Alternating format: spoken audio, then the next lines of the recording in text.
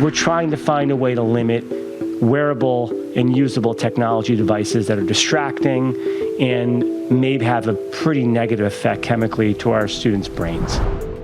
Are smartphones and tablets disrupting the learning in Westport classrooms? Could the widespread addiction to technology and wearables have reached a level where it constitutes a response similar to a pandemic or epidemic?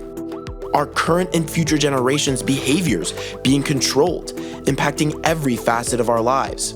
Join me, Charlie Scott, here on WWPT 90.3 FM from the studios of 70 North as we explore yet another critical narrative poised to shape public policy in the Westport community, with potential ramifications extending to the global stage. We are here to teach. We're here to run schools, and it's exhausting to keep up with all this.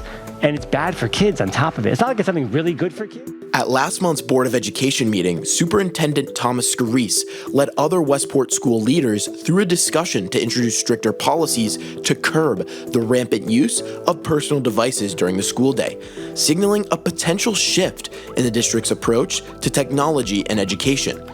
One question on everyone's mind is if this is a step forward towards better focus in learning, or are we taking a step back by limiting the technology in our schools? Superintendent Scarice highlighted the surge in student phone usage during a recent Board of Education meeting, signaling the urgency for change. The proposed ban on personal devices aims to relieve teachers' enforcement burden and tackle the phenomena of technology addiction among students. I learned a new word, dopaminergic effect. Basically, these are dopamine hits that our kids are getting. It's just a classic intermittent reward system. And our brains are wired to respond to that. And our kids are responding to that. This proposal follows a policy shift from 2 years ago, where elementary students were prohibited from using outside technology, while high schoolers could only use phones during downtime. Scarice emphasized that Westport Public Schools have good rules in place. I think our teachers are exhausted in enforcing the rule. We have good rules. Those are really good rules, by the way. Phones out of sight in middle school, okay? In your locker, your backpack.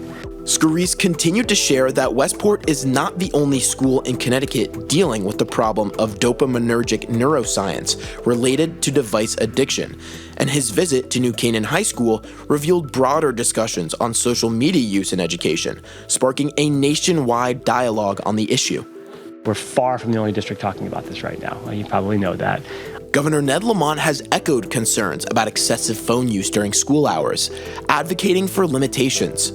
Westport is exploring the adoption of Yonder pouches to securely store phones in classrooms, a solution endorsed by Lamont and already implemented in 3,000 schools nationwide.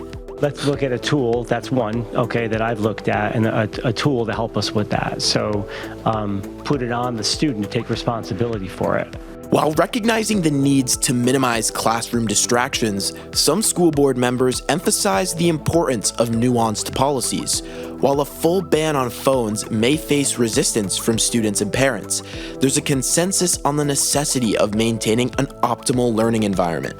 We teach about substance abuse. Yeah. Do we talk about the impact? And again, we're talking to kids that don't have a fully developed brain at that point. So Scarice highlighted that while the issue of personal device use is less prevalent in elementary schools, some parents request their child to have a device for safety reasons.